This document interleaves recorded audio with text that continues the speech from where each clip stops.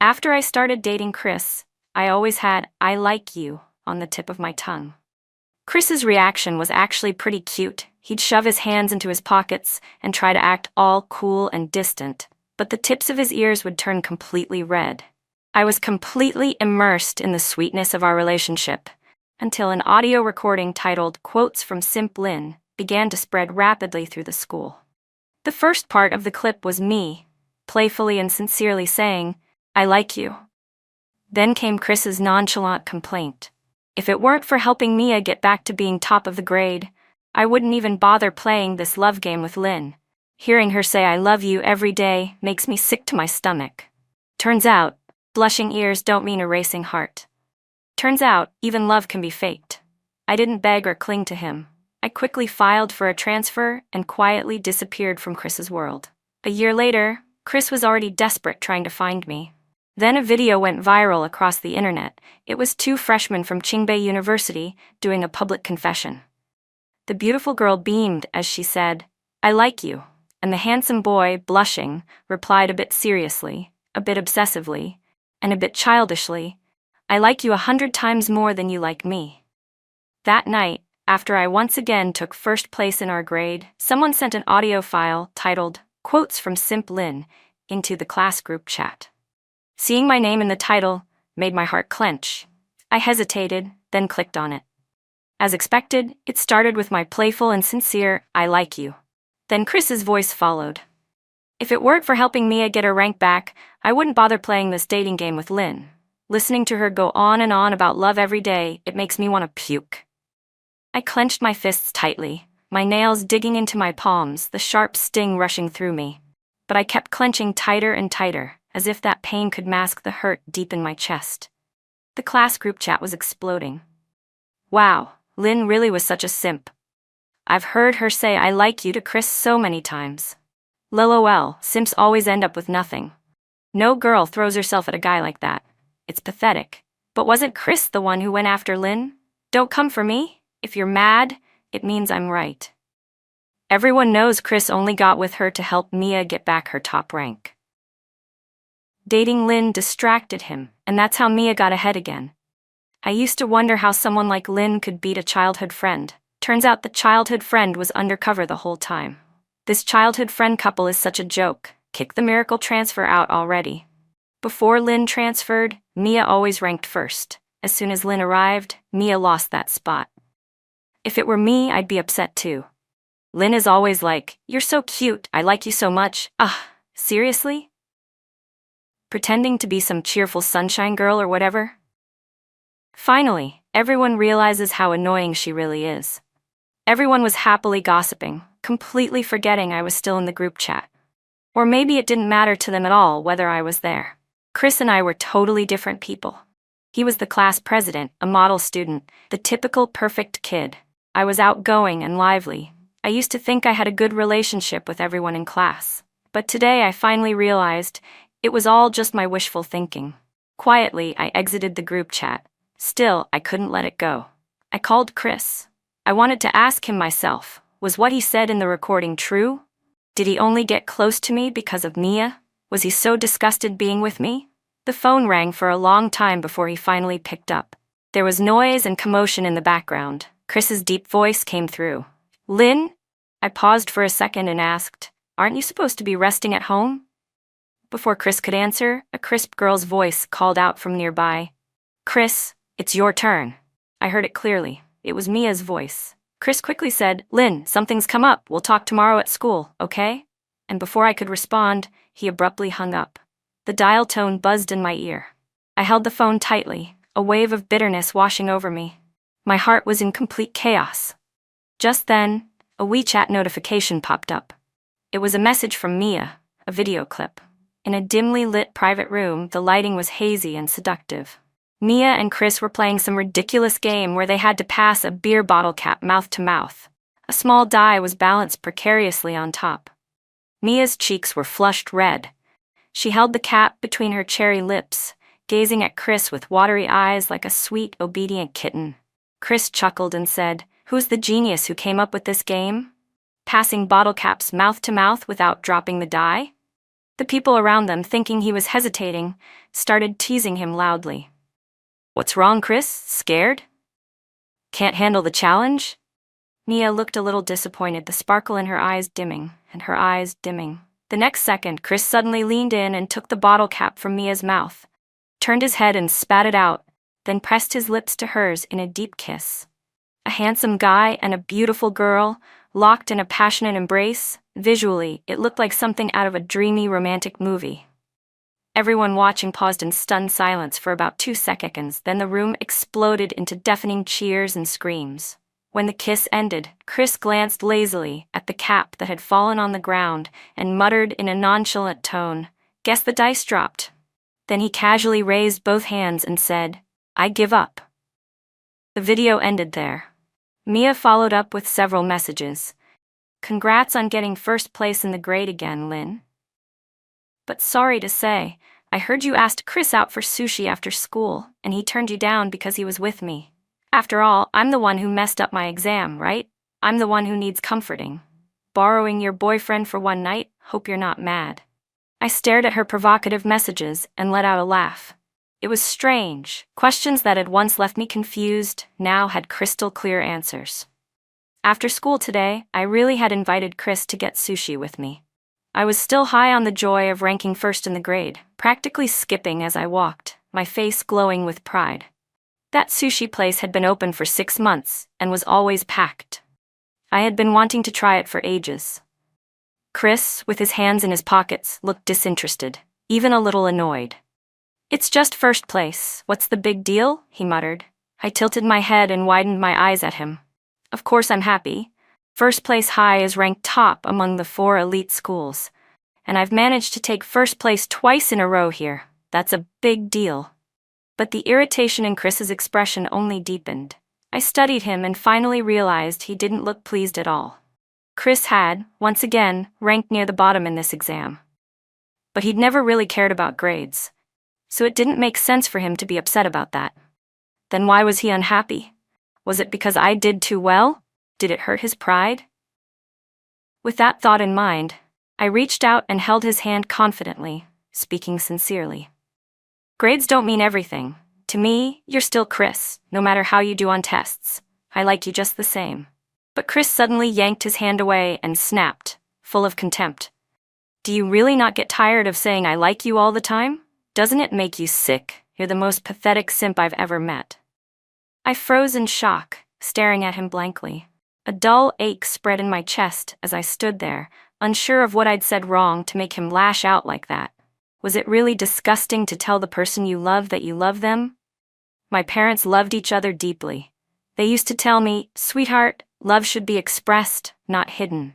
Don't be stingy with affection. Let the people you care about know how you feel." Had everything they taught me been wrong? Chris looked at me for a moment, as if something in my face triggered a memory.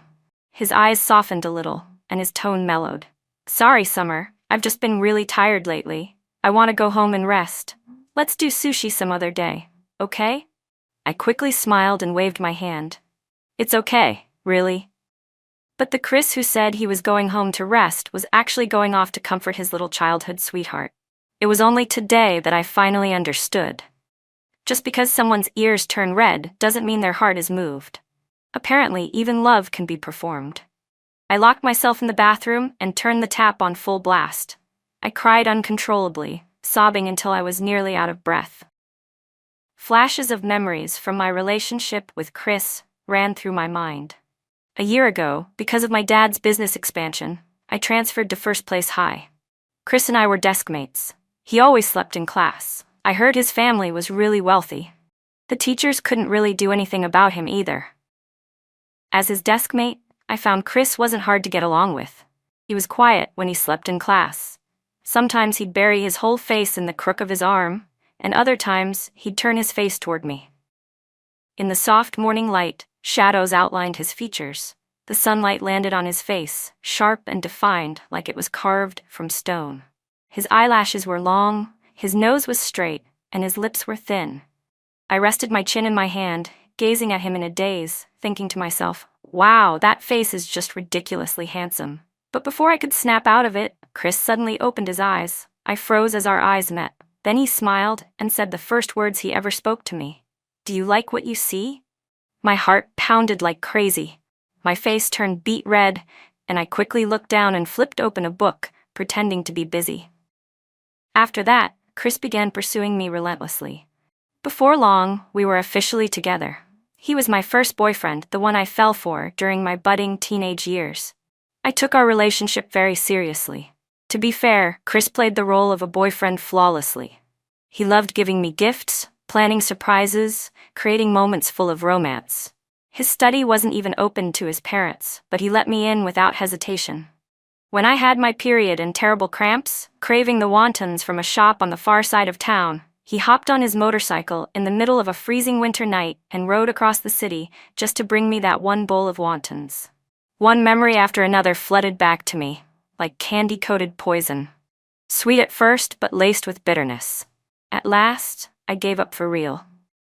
I pulled myself together and knocked on my dad's study door. Even though I had iced my eyes for half the day and most of the swelling had gone down, my dad immediately noticed I had been crying. "Sweetheart, why are you crying? What happened?" I lowered my head and said softly, "Dad, I don't want to stay at first place high anymore. The pressure is too much. I want to transfer schools." My dad didn't even hesitate. He reached out his big hand to gently ruffle my hair and said with warmth, "That's fine, sweetheart. You can study wherever you want. Just do your best. Don't push yourself too hard. Even if the sky falls, your dad will hold it up for you, all right?" His kindness made my nose sting again. I almost started crying right there. When Mom heard I was transferring, she didn't ask any questions. She just supported my decision without condition. That night before bed, she climbed into my bed and said she wanted to sleep with me. I nestled into her arms. She smelled so comforting. I thought I wouldn't be able to sleep, but surprisingly, I fell asleep almost instantly. The next day, Dad went to the school to handle my transfer paperwork. I wanted to go too, but he stopped me, shoved a card into my hand, and said, "Let me take care of it. You go shopping. Buy whatever you want. Don't try to save me money." I ended up buying a few mystery boxes, then wandered into a bookstore. My favorite author had just released a new novel, and there was only one copy left on the shelf. I reached for it just as a voice behind me chirped excitedly, "Oh wow, there's still one copy left, ma'am."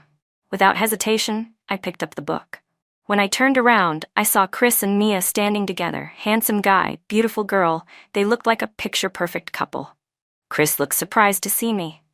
"Summer, why aren't you in class?" I didn't answer him. I walked right past them toward the register. Mia quickly grabbed my hand and gave me a pitiful look. "Lynn, could you please let me have this book? I'll pay you 10 times the price, okay? I've been to every bookstore in town looking for it. They're all sold out, only this store has one left." I flatly refused. "Sorry, I'm not short on money." Mia's face instantly turned pale. Mia looked visibly uncomfortable. Her eyes shimmered with a thin layer of tears. Chris turned to me and said, "Today's Mia's birthday. Be the bigger person and let her have it, okay? The store will restock soon, you can just wait a few days." I couldn't help but ask, "Then why can't Mia wait a few days?" I picked up this book first. What's wrong with first come, first served? Chris's expression went completely cold. His gaze was like ice. "You're really going to get jealous over something like this? Seriously, Lynn?" His voice was sharp with irritation. "Tell me the truth. Do you even like this author? Or are you just trying to pick a fight with Mia on purpose because she likes him?" Mia stood behind Chris, smiling smugly at me. I looked up and locked eyes with Chris. "So that's how you really see me, huh?" Maybe I looked too serious, because Chris's eyes flickered with a brief moment of panic. But it quickly disappeared. He lowered his gaze, softened his tone, and tried to coax me. "Don't be like this, Summer. I'll buy you a copy as soon as the store restocks, okay?" Suddenly, I felt like all of this was meaningless. I shoved the book into Chris's arms and said, clearly and slowly, "I don't want it anymore. I don't want to like you anymore." From that moment on, Chris grew increasingly distant and cold. The warmth of spring faded, like mist drifting through the hills. I didn't want to run into Chris and Mia again, so I transferred to Nanhua High School in the neighboring city. Nanhua was one of the top-ranked schools, just like First Place High. I adjusted quickly and caught up with the lessons in no time. This time, I focused completely on my studies and avoided socializing altogether, until the day the results of the monthly exams were posted. I had accidentally ranked first in the grade again. A crowd gathered around the bulletin board, buzzing with excitement. No way, are my eyes playing tricks on me? Jackson didn't take the top spot this time. You're not seeing things. I saw it too. Who the heck is this Lynn girl who beat him? She's the super pretty one in our class. But kind of hard to approach, really cold personality. She's new, right? Transferred not too long ago. From first place high.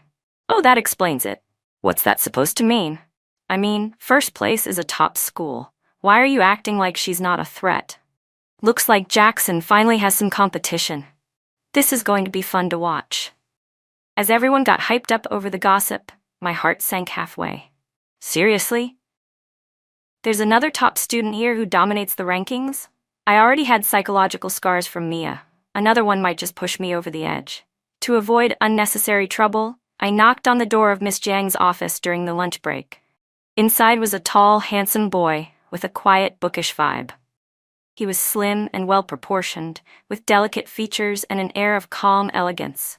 I couldn't help but glance at him a few more times. He must have noticed because under my steady gaze, he gradually straightened his already straight posture. Miss Jiang looked up. What is it, Lynn? I finally remembered why I was there.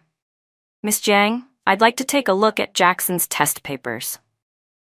The boy glanced sideways at me. Miss Jiang gave him a quick look, then turned back to me and teased. Why do you want to see his test? Got a crush on him? She looked so young, baby-faced, and dressed like a college student that her warmth felt more like a friendly upperclassman than a strict teacher. I wasn't surprised by the joke, but before I could blush, the boy's face turned red first. I stared at him in confusion as he turned even redder, his pale skin flushing deeper and deeper like it might catch fire. Miss Jiang asked again, So? Why do you want to see his test? I quickly answered, It's just that I want to learn from the top student. I thought it might help me improve. Miss Jiang chuckled. Well, Jackson didn't score as high as you this time. Don't go backward after looking at his paper, all right? I broke out in cold sweat. She meant it as a joke, but the implication stung a little. Truth was, I really did want to see Jackson's test, mostly to avoid slipping up next time. I wanted to gauge his actual level so I could intentionally score just below him in the next exam, stay under the radar, avoid drawing attention, and most importantly, not attract another Mia into my life. Miss Jiang didn't make things difficult. She handed me Jackson's test paper, and I carefully went through it. After getting a good sense of his strengths, I returned the paper to her. As I was leaving the office, the same boy from earlier got up and walked out behind me. We walked down the hallway together, one in front of the other, then entered the same classroom, Class 1. So he was actually my classmate? That little encounter didn't leave much of an impression on me. I quickly slipped back into machine mode, tuning out everything except my studies. We had 2 more exams after that. I deliberately slipped from first place to second, each time trailing Jackson by exactly 10 points. Everyone's attention shifted back to Jackson. They were amazed and impressed all over again. No surprise Jackson still was number 1. Took back the top spot like it was nothing. I was secretly thrilled. Well done, Lynn. That score adjustment plan worked perfectly. On the way back to class, I was practically bouncing with each step. But then, out of nowhere, someone blocked me at a quiet corner of the hallway. It was the same guy I had seen in the office that day. His dark eyes looked like they were burning with flames. He was angry and, strangely enough, beautiful in that moment. Lynn, he said sharply. What exactly is your deal? I froze. He seemed even angrier now. I cautiously replied, Excuse me, do you have the wrong person? I don't know you. Maybe there's another Lynn in our school? The moment I said that, it was like I'd stirred up a hornet's nest. His eyes turned red with frustration. He looked both wronged and baffled. You don't know me? You seriously don't know me? I gave him a blank, almost innocent stare. He gritted his teeth and burst out, Lynn, you're too much. You went to the teacher and asked to see my test paper, pretending it was just for studying, but it was just to adjust your score, wasn't it? Every time you score exactly 10 points below me, you think I'm stupid and wouldn't notice? The more he spoke, the more upset he looked. His eyes even started to mist over. And what's worse, he paused, his voice trembling slightly. You didn't even know I'm Jackson. I was struck like lightning. Oh my God, Jackson is a boy, and not just any boy. He was the same one I had seen in Miss Jiang's office. The one who looked so quiet and scholarly. The one I nearly drove to tears that day. Being confronted like this made me feel incredibly awkward. I had to admit, manipulating my scores like that had been a little arrogant. My real goal was to stay low profile, but ironically, it had the opposite effect, and right in front of the person I was trying to avoid. Miss Jiang thought the whole thing was hilarious when she found out. Turns out, she was Jackson's aunt. She loved stirring the pot and, for her own amusement, reassigned our seats so we became deskmates. Jackson looked at me seriously and said, "Lynn, please respect me. Stop trying to throw your scores." I nodded hard and raised 2 fingers. Okay, I swear. Once we became seatmates, I realized Jackson actually had a very gentle personality. Whenever he couldn't win an argument with me, he'd just look at me helplessly, yet indulgently. Eventually, instead of calling me Lynn, he started calling me Xia. One afternoon, during lunch, my mom called. She said that someone from my old school had come to our house. A pretty good-looking boy, looking totally lost and broken, said he was there to deliver a book, and also asked about me. Mom said, "Sweetheart, you transferred because of him, didn't you?" "I didn't take the book," she added. "And I told him you'd gone abroad." I was stunned. I hadn't told my parents anything about my relationship with Chris, so how did Mom know? She laughed gently. "Come on, I'm your mother. Even if you don't say it out loud, I can still tell." Hearing about Chris again stirred up a dull ache in my chest. Just then, the latest test results came out. Jackson had beaten me by 1 point. He blinked a few times, his thick lashes trembling slightly. His expression was filled with disbelief. "You didn't throw your score this time, did you?" I crouched down, covered my face, and fake cried. "You beat me by 1 point and still have to rub salt in the wound? You're heartless." It started off as pretend crying, but after a few sobs, real tears began to fall, drop by drop. Jackson panicked completely. He looked flustered and scrambled to comfort me. I'm sorry. That's not what I meant. Xia, please don't cry, okay? If you forgive me, I'll do anything you want." My tears stopped instantly. I looked up at him with a playful glint in my eyes, lips curling into a bright smile. "Really? Anything?" His ears turned slightly red, and he nodded stiffly. I got excited, rubbed my hands together, and tried to think of something good. But nothing came to mind. The girl who sat in front of me, Lizzie, had become close friends with me lately. When she found out, her eyes sparkled mischievously. She said, "Then let Jackson pretend to be Xia's boyfriend, like an AI boyfriend, just to provide emotional value. Once the college entrance exams are over, the contract ends." She looked at me, full of anticipation. "What do you think?" I turned to Jackson, a bit dazed. "What do you think?" Jackson's eyes widened in shock, then his face turned bright red. He lowered his head and mumbled, "We don't have to pretend. I already like her." Lizzie and I stared at him, stunned. His eyes were sparkling, and in those dark pupils, I saw a tiny reflection of myself. "Lynn," he said softly, "I like you." In that moment, my heart skipped a beat and I panicked. I turned and ran away. That's when I finally realized I was completely and utterly shallow. I had a total weakness for good looks. Every time I saw Jackson's beautiful, delicate face, my heart would race, my brain would fog up, and I'd lose all rational thought. You might think that's normal, but honestly, it's dangerous. So, I started avoiding Jackson. I even requested to swap seats with Lizzie. Whenever Jackson tried to go over study problems with me, I would put on a stern face. "You're not allowed to talk to me."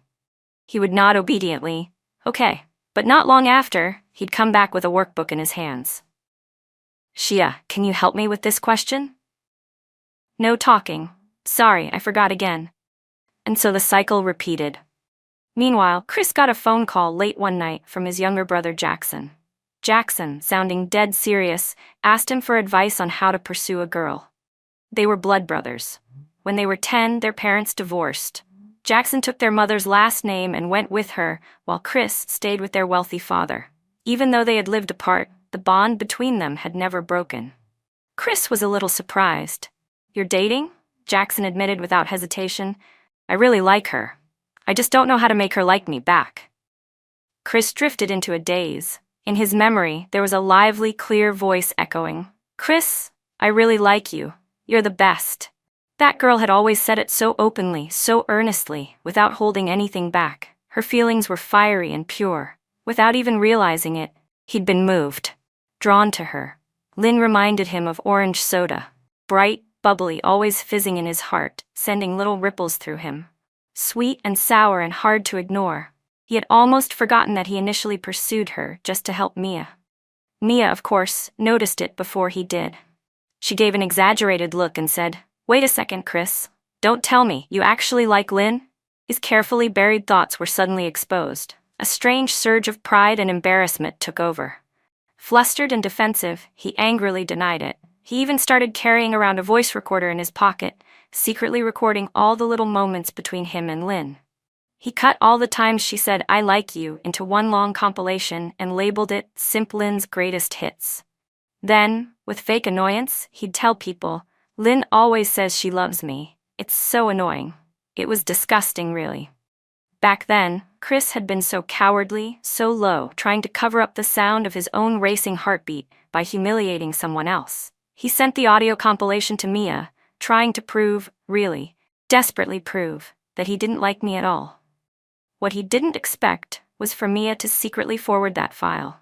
That night at the KTV party, while playing the beer cap passing game, he looked into Mia's love-struck eyes, and without meaning to, a different pair of eyes flashed through his mind. Bright, mischievous, unforgettable eyes. My eyes. His heart skipped a beat. As if trying to shake me out of his head, he suddenly lifted Mia's chin and kissed her hard. But after the kiss ended, Chris felt completely unsettled. Strangely guilty, like he'd cheated. He thought he was losing his mind. How could kissing Mia possibly feel like cheating? They were childhood sweethearts. Weren't they supposed to be the perfect match? The last time he and I saw each other was in the bookstore. We got into a small argument over a book. Chris had pressured me to give it up to Mia. At the time he thought it was no big deal, it was just a book. He figured he could make up for it by buying me 10 more once it was restocked. But later he realized he was wrong. There was no making up for it. Because I'd disappeared. I vanished from his world before he even understood his true feelings for me. It wasn't until much later that he found out Mia had sent out that voice compilation. Furious, he went to confront her. Mia just tilted her head calmly and said, "Chris, you're the one who collected those clips yourself." Chris flushed red. She was right. He had gathered those clips with his own hands. So why was he afraid of the person they were about seeing them? He tried to convince himself it didn't matter. So what if I disappeared? It wasn't real anyway. But as time passed, Chris found himself thinking of me more and more. By the 99th time my smiling face popped into his mind, he finally admitted it. He liked me too. He went a little crazy, constantly pestering the homeroom teacher about where I'd gone, but the teacher didn't know either. Eventually, all he could find was the address of my family's villa. He brought the book and went there. My mom opened the door. She smiled politely, but her eyes were distant and cold. She didn't take the book. She just told him, "Lynn went abroad." "Did she really?" Chris asked. He left our house looking like a lost, broken man. He wandered aimlessly through the streets, rain starting to fall around him. Thunderous music blasted from a nearby storefront. "Your eyes are so beautiful, your smile even more enchanting. I'd love to gently hold your lovely face and whisper dreams, like yesterday, when you and I. But now I walk alone each night, the streets cold and empty. I fought for myself all this time, but never knew your pain." The lyrics pierced his heart. Chris staggered to a stop, then dropped to his knees at the street corner, sobbing so hard he felt like his heart was being torn apart. "Bro, are you listening?" Jackson's voice broke through the memory, pulling Chris back to the present. "Huh?" Chris muttered. "I said, do you know how to pursue a girl or not?" Jackson repeated. Chris, still distracted, replied, "You got abs?" Jackson replied seriously, "I'm using seduction." Just as Jackson was about to hang up, Chris suddenly remembered something and asked, "Wait, at your school, is there a new transfer student this term? She's really pretty, always smiling. Her name is Lynn Summers." There was a buzz of static on the other end, followed by Jackson's gentle voice. "Nope, don't know anyone like that." The semester ended quickly. During winter break, I went home. Jackson messaged me every day, sometimes pictures of the bright full moon with a note, "The moon is beautiful tonight." Sometimes he'd send me photos of puppies. So cute. Just like you. Then one night, out of nowhere, Jackson sent me a shirtless photo. He had just surfaced from a pool, water cascading over his body like a waterfall, sliding down those sharply defined 8-pack abs and disappearing beneath his swim trunks. His fair skin glowed with a warm bronze hue under the pool lights. I didn't expect Jackson to be so fit. That body, anyone would be dizzy after seeing it. I quickly saved the photo, then slowly replied with a single question mark. The next second, Jackson deleted the photo. "Sorry," he wrote, "sent it by mistake." I looked at his obvious cover-up and couldn't help but laugh. Good thing I saved it in time. Fast hands win, slow hands miss out. I tossed my phone onto the bed and didn't reply. After my bath, I came back to find that Jackson had sent over a dozen WeChat messages. Seriously, I sent it by mistake. "Shia, why aren't you replying?" "Okay, I didn't send it by mistake. I sent it on purpose. I thought you'd like that kind of thing. I was too forward. I won't do it again. Shia, please don't be mad at me. Talk to me, okay? I'm sorry. I'll apologize in person. I'm coming to see you." It takes 3 hours by car to get from his city to mine. It was already 9 p.m. Was Jackson really planning to drive across cities in the middle of the night just to say sorry? I don't know why, but my heart started to race too. Lying in bed, I couldn't help but look forward to seeing him. At 12:10 a.m., a new message popped up on my screen. "Jackson, Shia, come to your window." I jumped out of bed, threw on my slippers, and rushed to the window. When I looked down, I saw Jackson standing outside my yard, smiling and waving at me. The moonlight lit up his face. The shadows of night stretched behind him. He looked as elegant and clear as a jade sculpture, tall and graceful. In the distance, fireworks burst in the sky. And in that moment, I heard my heart pounding like thunder in my chest. Maybe I really had fallen for Jackson. I ran downstairs in my slippers. "Jackson, you really came." "I said I'd apologize in person," he said, face flushed, his tone serious. "I'm sorry, Shia. I like you. I just didn't know how to express it. I panicked and made some really dumb moves." Honestly, I kind of liked how shameless he could be about it. But after everything, I wasn't ready to say I like you so easily anymore. I smiled faintly. "You coming all this way to see me? I was actually really touched. Maybe we could try." Jackson's eyes lit up. Then suddenly, he reached out and gently covered my mouth. I blinked at him, confused. He leaned in slightly, his dark eyes soft like rippling water. "Shia, don't make any decisions just because you're moved in the moment. That might not come from your heart. I can wait. I'll wait until you really like me. After the college entrance exam, you can give me your answer. Is that okay?" In the second semester of senior year, we both put our feelings aside and threw ourselves into studying. Even Lizzie, who was always laid back, tightened up like we were heading into battle. Time flew by. As the college entrance exams approached, the school gave us a short break. I didn't study at all. I just stayed home and let myself relax for a day. That night, Jackson sent me a WeChat message. "You've got this. I believe in you." When I walked into the exam hall, I felt totally confident. The questions went smoothly.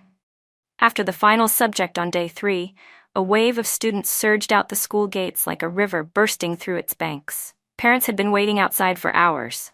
The crowd broke into hugs, laughter, crying, screaming, every sound blending into one emotional crescendo. It was the ending theme of our high school journey, but also the opening line of a new chapter in our lives. After the exams, I remembered the promise I made to Jackson. I started to feel anxious. But Jackson didn't rush me. He just messaged casually, "What school are you applying to?" I replied, "Qingbei." On the night of our class graduation dinner, I came down with a nasty cold. Luckily, I had a perfect excuse not to go. I laid curled up on the sofa, holding my phone, feeling weak and dazed. Mom came over and placed a hand on my forehead. "Good, the fever's gone down." I suddenly sat up and looked at her. "Mom, I think I like a boy." Her lips curved into a soft smile, as if she'd been waiting for me to finally admit it. I got a little embarrassed and rubbed my nose. My voice was hoarse from the cold as I mumbled, "He likes me too, but I'm not sure if I should be with him." Mom gently ran her fingers through my hair. Sweetheart, don't be afraid to express love just because you're scared of getting hurt. The ones who should be punished are the people who hurt others without remorse, not the ones who are brave enough to love openly. If you both like each other, then why not be together? Don't let yourself regret it later. Her words lit something up inside me. My eyes grew brighter, and the weight in my heart lifted. I leaned over and kissed her cheek. Thanks, Mom. Then I bought the earliest high-speed train ticket I could find, and rushed to see Jackson. He had come all the way to see me last time, so this time it was my turn. By the time I arrived downstairs at his building, I remembered he was at a class dinner. I didn't want to text him. I wanted to surprise him. So I sat on the steps and waited. I didn't have to wait long. Soon, Jackson's figure appeared in the distance. I shot to my feet and ran straight into his arms like a cannonball, hugging him tightly, eyes sparkling as I looked up at him. Jackson, I like you. Let's be together. He smelled faintly of alcohol, his cheeks flushed red. When his eyes met mine, there was a dazed look in them. Am I dreaming? He murmured. Then he pinched his own cheek, hard. Ow! His dazed gaze cleared up instantly. A burst of light seemed to explode in his eyes. Xia, it's me. Did you really say yes? You want to be with me? I looked at him. Before transferring to Nanhua, I'd gone through a failed relationship. My feelings had been trampled on, made to feel worthless. So I turned into a coward, afraid, hesitant, unable to accept him. But the truth was, I had already fallen for Jackson a long time ago. Yes, I said, let's be together. Jackson kissed me. Bookmark. The kiss left me breathless, and only then did I suddenly remember I was still sick. My face flushed as I tried to push him away. I have a cold. You'll catch it. I don't care, he whispered. Then we'll be sick together. His mom was out of town on a business trip. The only other person home was his older brother, but no adults. He quietly sneaked me into his room. The moment he closed the door, I pinned him against the wall and kissed him first, slowly letting my lips trace down to the base of his throat, to the veins pulsing there, to his pronounced Adam's apple. Jackson let out a soft groan, a husky breath that sent a tremor through my spine. His arms tightened around me, letting me do whatever I wanted. His eyes were glazed, lips glistening like they were burning. Just as we were melting into each other, the door suddenly banged from the outside. Startled like a rabbit, I bolted for the bed and dove under the covers. What's up?